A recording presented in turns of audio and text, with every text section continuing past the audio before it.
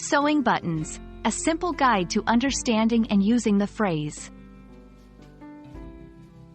Hello, everyone. Today, we're going to explore a commonly used English phrase, sewing buttons. It's a phrase that might seem straightforward, but it's packed with meaning and usage in everyday English.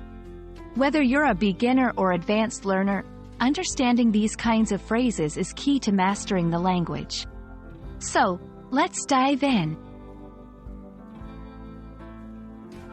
Sewing buttons is a phrase that, on the surface, refers to the literal action of attaching buttons to clothing with a needle and thread. However, in English, it's often used metaphorically to signify doing a simple, yet necessary task. It implies a task that requires basic skills but is essential for the functionality of something, much like buttons are for clothes.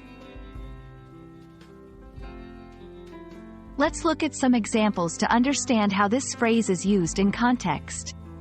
1. In a work setting. Before we move on to the big project, let's focus on sewing buttons, the basics that we often overlook. 2. In personal life, I spent my Sunday sewing buttons, fixing small things around the house that I'd been ignoring. 3. In learning a skill, before you play complex music, you must first learn sewing buttons, mastering basic scales and chords. These examples show how the phrase can be adapted to various situations, emphasizing the importance of basic, foundational tasks. Understanding phrases like sewing buttons is crucial because they enrich your conversational skills and comprehension. They add color to language and help you express ideas more vividly. Plus, knowing these phrases can improve your listening skills, as you'll be able to pick up on nuances in conversations and media.